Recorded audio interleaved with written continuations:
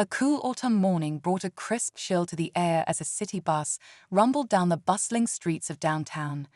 Its rhythmic hum blended with the distant chatter of people heading to work, the occasional honk of a car, and the soft rustle of leaves fluttering to the ground. The driver, a calm and composed man named Marcus, adjusted his rearview mirror and greeted each passenger with a polite nod as they boarded. He had been driving buses for years, and his steady demeanor made him a familiar face to many of the city's regular commuters. Marcus was tall, with kind eyes and a deep voice that carried a soothing tone. His neatly trimmed beard and well-pressed uniform reflected a sense of pride in his work.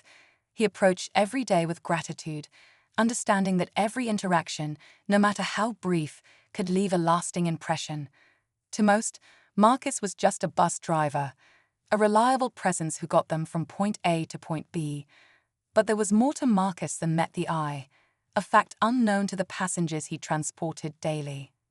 As the bus pulled up to a crowded stop, the doors hissed open, and a mix of passengers shuffled in.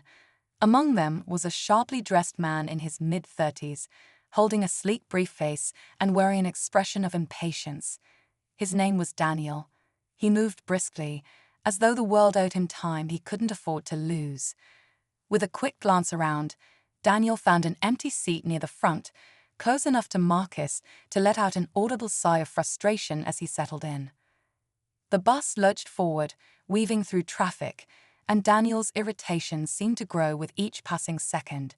He tapped his polished shoe against the floor and checked his watch repeatedly, the tension radiating off him like heat. A few minutes into the ride, a minor delay, caused by a double-parked delivery truck, brought the bus to a halt. Marcus, ever calm, waited patiently for the road to clear, but Daniel wasn't as composed. "Are we just going to sit here all day?" Daniel snapped, his voice cutting through the otherwise quiet bus. Heads turned, and Marcus glanced back through the mirror. He gave a polite yet firm response, explaining that the bus couldn't move until the truck ahead finished unloading. Daniel scoffed loudly, drawing more attention. "Unbelievable. Some of us have important jobs to get to, you know. Maybe if you worked a little faster, this wouldn't be an issue." Marcus didn't respond immediately. He'd faced his fair share of rude passengers over the years, and he knew better than to escalate the situation. "I understand your frustration," he said calmly. "We'll be moving as soon as we can." But Daniel wasn't satisfied. "Yeah, sure," he muttered, loud enough for everyone to hear. That's the problem with people these days. No ambition, no urgency, just content to waste time. A subtle tension settled over the bus. Some passengers exchanged uneasy glances, while others buried their faces in their phones, unwilling to get involved. Marcus, however, remained composed, his hands steady on the wheel. He had learned long ago not to let moments like this shake him. As the bus finally resumed its journey, Daniel's complaints continued. He criticized the route, the stops, even the temperature inside the bus. Each comment felt like a jab aimed at Marcus, who quietly endured the barrage. The other passengers began to grow visibly uncomfortable, shifting in their seats and casting disapproving looks in Daniel's direction. But Marcus maintained his calm. He greeted new passengers with the same polite nod, helped an elderly woman with her bag, and even smiled at a child waving enthusiastically from the back of the bus. His unshaken demeanor seemed to annoy Daniel even more. "What's with the attitude?" Daniel finally blurted out, his voice dripping with sarcasm. "You think you're some kind of hero just because you drive a bus? Newsflash, you're not. You're just another guy who couldn't make it in the real world." The words hung in the air, sharp and cutting. A hush fell over the bus as passengers waited to see how Marcus would respond, but he didn't. Instead, he let the comment pass, focusing on the road ahead. Daniel, however, wasn't finished. "You know what? Maybe if you worked as hard as the rest of us, you wouldn't be stuck driving a bus for a living. Ever think about that?" Marcus glanced at Daniel through the mirror, his eyes calm but unreadable. "Everyone has a story," he said softly, almost as if to himself. The remark seemed to catch Daniel off guard, but he quickly brushed it off. Yeah, well, maybe you should try living in the real world for a change. The tension in the bus was palpable, and for a moment, it felt as though the situation might escalate. But then something unexpected happened. At the next stop, a young woman in the back of the bus stood up, her eyes fixed on Daniel. "You don't know anything about him," she said, her voice steady but firm. "So maybe you should stop talking." Daniel looked taken aback, clearly not expecting anyone to challenge him. But before he could respond, the bus pulled into a large corporate campus. The sleek glass buildings and manicured lawns exuded an air of importance. Marcus brought the bus to a smooth stop, opened the doors, and turned to Daniel with a small smile. "This is your stop, right?" Marcus asked, his voice as calm and steady as ever. Daniel hesitated for a moment before grabbing his briefcase and stepping off the bus, still fuming. As the doors closed behind him, Marcus let out a quiet sigh, his expression unreadable. What Daniel didn't realize, as he stormed toward one of the towering buildings, was that his words were about to take on a whole new meaning. Because Marcus, the man he had dismissed as just a bus driver, wasn't just anyone. He was someone who had built a life far beyond what anyone on that bus could have imagined. And as fate would have it, Daniel was about to find out exactly who Marcus was, and the lesson would stay with him forever. As Daniel stormed across the polished walkway of the corporate campus, the words of the young woman on the bus echoed faintly in his mind. He brushed them off, too caught up in his frustration to dwell on what she or anyone else thought. To Daniel, the morning's delay was yet another obstacle in a long line of inconveniences that seemed to plague his day-to-day life. In his mind, every minute mattered, and wasting even a single second was unacceptable. The sprawling campus belonged to one of the most prestigious tech companies in the world, Google. For Daniel, this place represented success, ambition, and a future he believed he was destined to climb toward. He wasn't at the top yet, not even close, but he had dreams of getting there one day. He tightened his grip on his briefcase as he entered the building, his footsteps echoing in the grand, high-ceilinged lobby. The security guard greeted him with a polite nod, but Daniel barely acknowledged it. He was too preoccupied, running through the agenda for the day. Meetings, presentations, deadlines. It was a never-ending grind. He loved the hustle, though. It fueled him, made him feel important, validated his belief that he was someone going places. As he stepped into the elevator, Daniel found himself replaying his exchange with the bus driver. The man's calmness, the way he didn't react to the insults, something about it felt unsettling in hindsight. Daniel couldn't figure out why it bothered him. Was it the indifference? The quiet confidence? He shook his head, dismissing the thoughts as irrelevant. The guy was just a bus driver. By the time he reached his floor, Daniel had pushed the entire incident to the back of his mind. The office buzzed with energy, employees typing away at their desks, phones ringing, and co-workers huddling in conference rooms. Daniel walked briskly to his cubicle, nodding briefly to a few colleagues along the way. He prided himself on being a hard worker, someone who didn't waste time on small talk or distractions. But as he settled into his chair, something strange caught his attention. A low hum of conversation was rippling through the office, and people kept glancing toward the far end of the floor.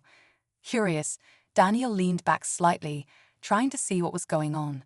His coworker, Sarah, leaned over from the next cubicle and whispered, "Did you hear? One of the directors is visiting our floor today." Daniel raised an eyebrow. A director? That wasn't common. In fact, it was rare for someone at that level to make an unannounced visit to their department. "Which one?" he asked, keeping his voice low. Sarah shrugged. "Not sure. Someone high up, though. I heard they're sitting in on the morning meeting." Daniel felt a twinge of nervous excitement. Directors at Google were a big deal. People who had climbed to the very top of their respective fields. They were the kind of leaders he aspired to become someday. If one of them was here today, it was an opportunity to make an impression, to show he was more than just another face in the crowd. He spent the next few minutes reviewing his notes, making sure he was prepared for the meeting. When the time finally came, Daniel joined the steady stream of employees heading toward the large conference room. The chatter grew louder as they approached, and Daniel could feel the anticipation in the air. Everyone wanted to see who the mystery director was. The conference room was sleek and modern, with floor-to-ceiling windows that offered a stunning view of the city skyline. Daniel took a seat near the middle of the long table, where he had a clear view of the front. The room filled quickly, and a hush fell over the group as the department manager entered, followed closely by a tall figure in a tailored suit. Daniel's heart skipped a beat. The man standing at the front of the room was the last person he expected to see. It was Marcus. At first, Daniel thought he must be mistaken. The man before him looked so different from the bus driver he'd berated just an hour earlier. The uniform was gone, replaced by a sharp navy suit and a crisp white shirt. His posture was commanding, his expression calm yet authoritative. But the face was unmistakable. It was him. Marcus scanned the room, his gaze briefly landing on Daniel before moving on. If he recognized him, he gave no sign. The department manager introduced Marcus as one of the company's senior directors, a man with years of experience leading innovative projects and shaping the future of the organization. There was a murmur of admiration from the employees, many of whom looked starstruck. Daniel felt a sinking sensation in his chest. How could this be possible? He had assumed Marcus was just an ordinary bus driver, someone who lived a simple, unambitious life. But now it was clear he had made a massive mistake. As Marcus began to speak, Daniel couldn't focus. His mind raced, replaying their interaction on the bus in excruciating detail. Every insult, every condescending comment, it all came rushing back, and the weight of his words hit him like a punch to the gut. He had been so quick to judge, so sure of his assumptions. And now sitting in this room, he realized just how wrong he had been. Marcus spoke with ease and confidence, his deep voice commanding attention. He shared insights about the company's vision, the importance of collaboration, and the role every employee played in driving innovation. His words were inspiring, and it was clear he had earned the respect of everyone in the room. But for Daniel, they carried an extra weight. He couldn't shake the feeling that Marcus's presence was a reminder, a lesson he hadn't yet learned. As the meeting went on, Daniel found himself shrinking in his seat, avoiding eye contact, hoping Marcus wouldn't single him out. When the meeting finally ended, the room erupted in applause, and employees began filing out, many stopping to shake Marcus's hand or thank him for his words. Daniel hesitated, unsure of what to do. Part of him wanted to slip away unnoticed, but another part knew he couldn't avoid Marcus forever. He had to face him, to acknowledge what had happened. As the crowd thinned, Daniel finally approached Marcus, his heart pounding. "Excuse me," he said quietly, his voice barely above a whisper. Marcus turned to him, his expression neutral. For a moment, they stood in silence, the weight of unspoken words hanging between them. Daniel searched for the right thing to say, but nothing felt adequate. I just wanted to say I'm sorry," he finally managed, his voice trembling. "For what I said earlier, on the bus." Marcus studied him for a moment, his gaze steady but unreadable. Then, to Daniel's surprise, he smiled, a small, knowing smile that held no trace of anger or resentment. "Apology accepted," Marcus said simply. "But remember this, everyone has a story. You never know what someone's going through or where they've been. Treat people with respect, no matter who they are." Daniel nodded, his face burning with shame. He wanted to say more, to explain himself, but Marcus didn't linger. With a polite nod, he turned and walked away, leaving Daniel to grapple with the weight of his actions. Daniel stood frozen as Marcus walked away, his words echoing in his mind. Everyone has a story. It wasn't just the words themselves, but the way Marcus delivered them, with grace, confidence, and an unmistakable sense of authority. It wasn't the response Daniel expected, and it left him feeling small, unsettled, and more than a little embarrassed. For someone who prided himself on his quick wit and sharp comebacks, Daniel suddenly had none. The rest of the day passed in a haze. Daniel went through the motions, attending meetings, replying to emails, and trying to focus on his work, but his mind kept wandering back to Marcus. He couldn't stop replaying the scene on the bus, the casual arrogance of his own words, and how wrong he had been. Marcus wasn't just some ordinary guy struggling to make ends meet. He was a director at one of the most prestigious companies in the world, a position Daniel could only dream of reaching. That evening, Daniel sat alone in his small apartment, the city lights flickering through his window. He couldn't shake the feeling of guilt gnawing at him, but beneath the guilt was something else: curiosity. Who exactly was Marcus?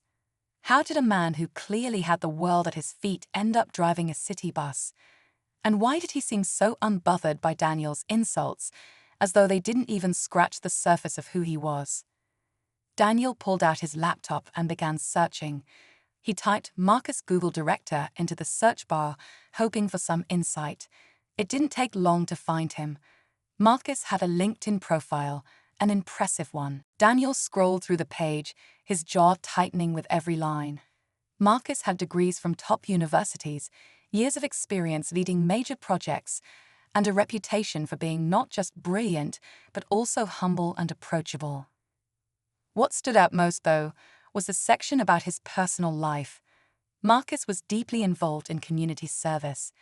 He volunteered at local shelters, mentored young professionals, and to Daniel's astonishment, often worked undercover in everyday roles, bus driving included, to better understand the challenges faced by people in different walks of life. He wasn't driving a bus because he had to. He was doing it because he wanted to. The realization hit Daniel hard. Marcus wasn't just someone who had succeeded in life. He was someone who gave back in ways that Daniel couldn't even fathom. It made him feel even smaller, more inadequate. He had spent so much time chasing status, climbing the corporate ladder, and looking down on anyone he deemed beneath him. And yet, here was Marcus, someone who had achieved everything Daniel dreamed of, choosing to step down into a world Daniel had dismissed as unimportant. The more Daniel thought about it, the more conflicted he felt. On one hand, he was deeply ashamed of how he had acted. On the other hand, he couldn't shake the feeling of resentment bubbling beneath the surface. Marcus's calm demeanor on the bus, his lack of reaction to Daniel's tirade, it all felt too perfect, too controlled. It was almost as if Marcus had been testing him, setting him up to fail. The thought made Daniel's chest tighten with frustration. Was Marcus silently judging him, even now? The next morning, Daniel woke up determined to clear his head. He went for a run through the park, the crisp air filling his lungs. But no matter how far he ran, he couldn't escape the weight of his thoughts. When he returned home, he found an email waiting in his inbox. It was from his manager, and it wasn't good news. Daniel, the email began, "We've received feedback that your attitude during team interactions has been less than professional. While your work itself is excellent, it's important to remember that collaboration and respect are key to our company culture. I'd like to schedule a one-on-one meeting to discuss this further." Daniel's stomach dropped. He knew exactly where the feedback had come from. It had to be Marcus. Even if Marcus hadn't said anything outright, it was clear he had noticed Daniel's behavior. And now it was coming back to haunt him. The meeting with his manager was tense but civil. She didn't mention Marcus by name, but Daniel could tell she was holding back. "You're a talented employee," she said, her tone firm but kind. "But talent alone isn't enough. How you treat people, your co-workers, clients, even strangers, reflects on who you are as a person. And here at Google, we value people as much as we value performance." Daniel nodded, barely able to look her in the eye. The meeting ended with a clear warning: shape up or risk being passed over for future opportunities. As he left the room, Daniel felt a mix of emotions: anger, humiliation, and an overwhelming sense of regret. Over the next few days, Daniel tried to focus on improving his attitude. He forced himself to engage more with his coworkers, to listen rather than dominate conversations, and to take criticism with grace. But despite his efforts, he couldn't shake the feeling that he was being watched. Every time he passed Marcus in the hallway or saw him in a meeting, he felt a surge of anxiety. He couldn't tell if Marcus was observing him or simply going about his day, but the uncertainty was maddening. One afternoon, Daniel found himself alone in the break room. He was pouring a cup of coffee when Marcus walked in. For a moment, neither of them spoke. The air was thick with unspoken tension. Finally, Marcus broke the silence. "Busy day?" he asked, his tone neutral. Daniel hesitated, unsure how to respond. "Yeah," he said finally, trying to keep up. Marcus nodded, leaning casually against the counter. "It's a demanding environment," he said, "but it teaches you a lot, if you're willing to learn." The words felt like a challenge, but Marcus's tone remained calm, almost friendly. Daniel took a deep breath. "Look," he said, his voice trembling slightly. I want you to know that I really regret how I acted. On the bus, I was out of line." Marcus studied him for a moment, then gave a small nod. "Apology noted," he said. "But the real question is, what did you learn from it?" The question caught Daniel off guard. He opened his mouth to respond, but found himself at a loss for words. What had he learned? That Marcus was more accomplished than he'd realized. That judging people based on surface impressions was a mistake. It all felt too obvious, too simplistic. There had to be more to it, but he couldn't figure out what. Before Daniel could answer, Marcus straightened up and glanced at the clock. "Think about it," he said, his tone gentle but firm. "Sometimes, the hardest lessons are the ones we don't fully understand right away." And with that, he walked out, leaving Daniel alone in the break room, his coffee untouched and his thoughts more tangled than ever. Daniel spent the next several days walking on eggshells, not just around Marcus, but around himself. The tension in his mind had reached a boiling point, a constant churn of thoughts he couldn't quiet. Every time he tried to focus on his work, Marcus's question echoed in his head. Asterisk, what did you learn from it? Asterisk, it wasn't just the words themselves. It was the way Marcus had looked at him, like he was waiting for something deeper, something beyond a simple apology or regret. At first, Daniel tried to brush it off.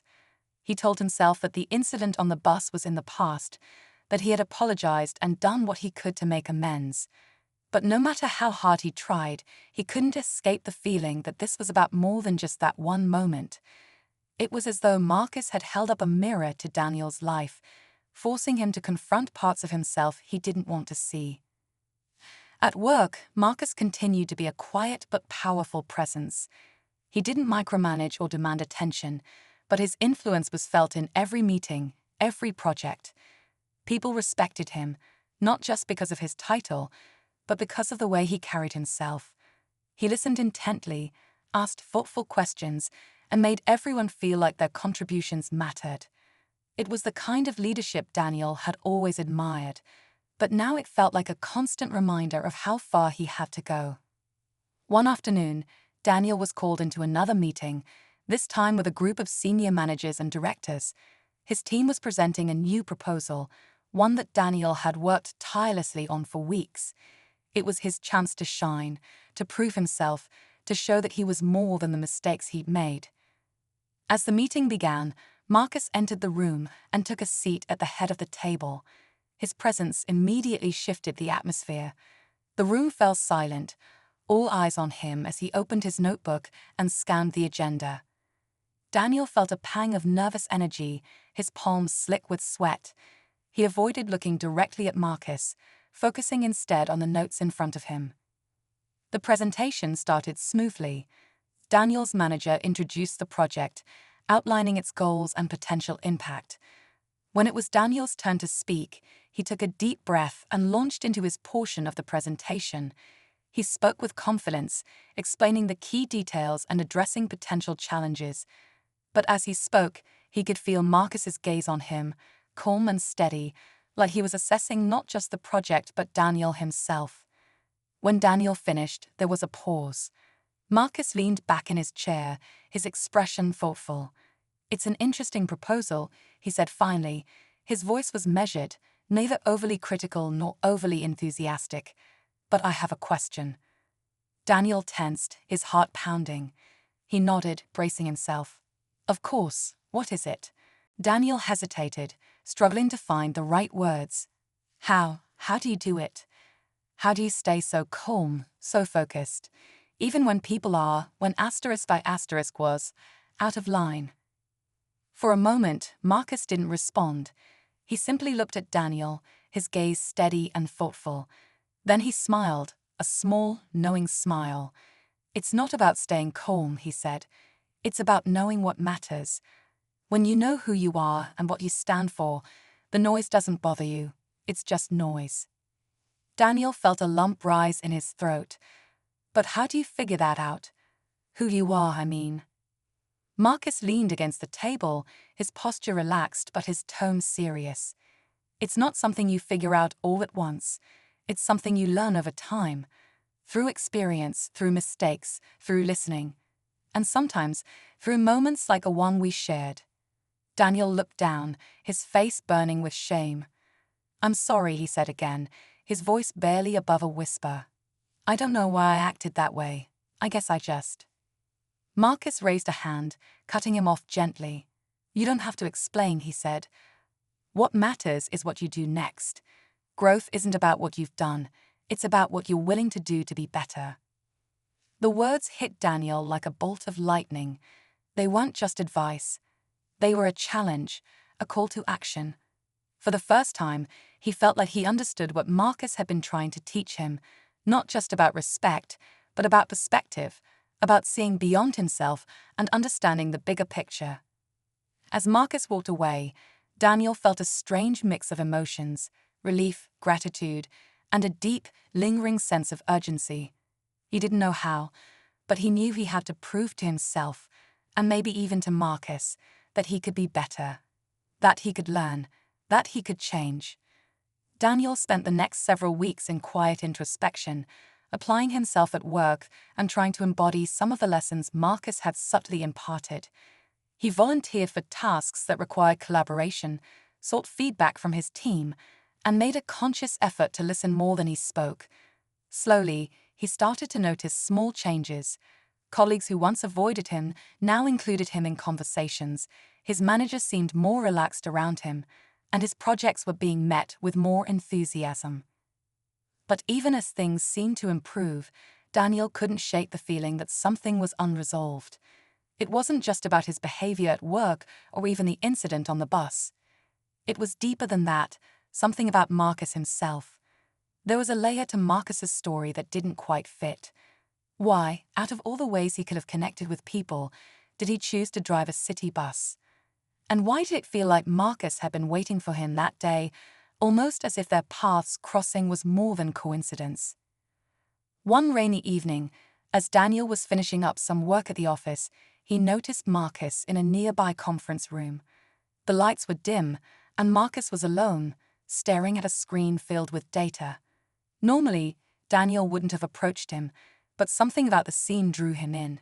Maybe it was the rare vulnerability he saw in Marcus's expression or the uncharacteristic slump in his posture. Whatever it was, Daniel found himself knocking softly on the glass door. Marcus glanced up, surprised but not annoyed. "Daniel," he said, gesturing for him to come in. "What brings you here so late?" "I could ask you the same thing," Daniel replied, trying to sound casual. He hesitated before adding, "Is everything okay?" Marcus chuckled, though it was more out of wariness than humor. "Long day," he said. "Sometimes leadership isn't as glamorous as it seems." Daniel nodded, unsure of how to respond. He noticed the screen Marcus had been looking at, spreadsheets and charts filled with statistics on workplace diversity, inclusion initiatives, and retention rates. It was a side of Marcus's role that Daniel hadn't considered before, and it only deepened his curiosity. "Do you ever regret it?" Daniel asked suddenly. "I mean, stepping into all these different roles, like driving a bus. Doesn't it get exhausting?" Marcus leaned back in his chair, his expression thoughtful. Exhausting. Sure. But regret it? Never. He paused, as if weighing how much to say. You see, Daniel, the work we do here, it's important. But if we lose sight of the people we're doing it for, then what's the point? Driving that bus wasn't just about seeing life from a different perspective. It was about understanding the barriers that exist, even in the simplest places. Daniel frowned, sensing there was more to the story. What barriers? He asked carefully. Marcus exhaled, his gaze distant. When I was younger, I didn't have the opportunities I have now. My mother worked 3 jobs just to keep food on the table, and one of those jobs was driving a bus. I used to sit in the back, watching her deal with everything: long hours, rude passengers, even discrimination, just to make ends meet. Daniel's breath caught in his throat. He hadn't expected that. Marcus's calm exterior, his confidence, his success, it all made it easy to forget that he might have faced struggles of his own. I didn't know, Daniel said softly. Marcus gave him a small smile. Most people don't. And that's the thing. Most people never bother to look beyond what they see on the surface. They judge, they assume, they dismiss. But those of us who've been dismissed, who've been underestimated, we carry those experiences with us. They shape how we see the world and how we choose to move through it. Daniel felt a wave of guilt and admiration wash over him. Is that why you do it? He asked. To honor her. Marcus's smile grew a little wider, though there was a hint of sadness in it. Partly, he admitted, but it's also about something bigger. About showing people like you, like all of us, that success isn't about where you start. It's about what you do with the chances you're given. And sometimes, it's about creating chances for others. The words hit Daniel harder than he expected, but before he could respond, Marcus's phone buzzed. He glanced at the screen, his expression shifting from reflective to serious. I have to take this, he said, standing up. But keep thinking about what we talked about. You're closer to understanding than you realize. As Marcus stepped out of the room, Daniel sat there, his mind racing. He felt like he had just uncovered another layer of Marcus's story, but it only left him with more questions. Who had sent Marcus on this path of quiet but profound leadership?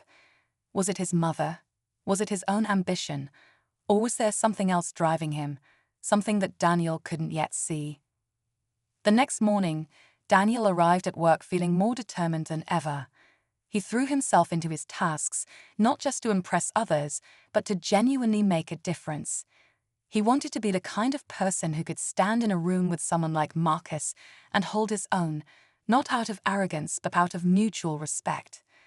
But just when Daniel thought he was starting to find his footing, another curveball came his way. A company-wide email was sent out, announcing a new initiative aimed at improving employee well-being and mental health. The email included a list of employees who had volunteered to lead workshops and discussions, and Daniel's name was on it. He stared at the screen, confused. He hadn't signed up for anything. Before he could make sense of it, his manager appeared at his desk. I saw the email, she said, smiling. It's a great opportunity for you, Daniel. Opportunity, he repeated, still baffled. I didn't volunteer. His manager's smile faltered. Oh, she said. Well, Marcus added your name to the list. He said you'd be a perfect fit. Daniel felt his heart skip a beat. Why would Marcus do that? Was this some kind of test? Or was it his way of pushing Daniel out of his comfort zone? Either way, it was clear that Marcus wasn't done challenging him. And as much as it scared Daniel, he couldn't help but feel a spark of excitement too. Little did he know, the workshop would bring him face to face with an unexpected guest from his past, someone who would turn everything he thought he knew about himself and Marcus upside down. The day of the workshop arrived, and Daniel could barely contain his nerves. He had spent hours preparing, researching, and rehearsing his talking points. He wasn't just worried about public speaking. He felt an enormous weight on his shoulders to live up to Marcus's faith in him. The room was set up with rows of chairs, a screen for presentations, and a modest spread of coffee and snacks. Employees from different departments trickled in, chatting quietly as they found seats. Daniel scanned the room, half hoping to see Marcus and half relieved he wasn't there yet. As the last few attendees filed in, Daniel took a deep breath and began his introduction. The workshop focused on workplace culture, fostering respect, and the importance of communication, topics Daniel now felt he understood on a much deeper level. He shared insights, facilitated discussions, and even opened up about moments where he had fallen short and what he had learned from them. Slowly, he felt the tension in the room ease, replaced by a sense of engagement and connection. Just as Daniel was wrapping up his final point, the door opened. He glanced up, and his breath caught in his throat. Standing there wasn't Marcus, but someone he hadn't expected to see again. It was the older man from the bus, the one Daniel had disrespected that day. The room seemed to freeze as the man stepped inside, his expression unreadable. Daniel's heart pounded. Why was he here? Did Marcus know him? Was this some kind of coordinated lesson, a final test to see how much Daniel had truly changed? The man walked to an empty chair near the front, his calm demeanor unsettling. Daniel stumbled over his words, his confidence momentarily shaken, but he managed to finish the workshop. As the attendees began to leave, the man remained seated, watching Daniel with a quiet intensity. Finally, Daniel couldn't take it anymore. He approached him, his palms sweating. "Excuse me," he said, his voice shaking slightly. "I remember you, from the bus. I want to apologize again for how I acted." The man nodded slowly, his face softening. "I remember you too," he said, "but I didn't come here for an apology. I came to see how far you've come." Daniel blinked, confused. "You came for me?" The man smiled faintly. "Not just for you. Marcus invited me. He thought it might help you to see things from another perspective." Before Daniel could ask what he meant, the door opened again, and Marcus walked in. He greeted the man warmly, shaking his hand before turning to Daniel. "I see you've met again," Marcus said, his tone light but meaningful. Daniel looked between them, trying to piece together what was happening. "You know each other?" he asked. Marcus nodded. "We go way back. This is Mr. Hampton. He's one of the people who helped me when I was first starting out, taught me about resilience, humility, and the power of small actions." Mr. Hampton chuckled. "I just drove the bus. Marcus is the one who took the lessons and turned them into something bigger." Daniel stared at them, the pieces of the puzzle falling into place. The older man wasn't just some random passenger.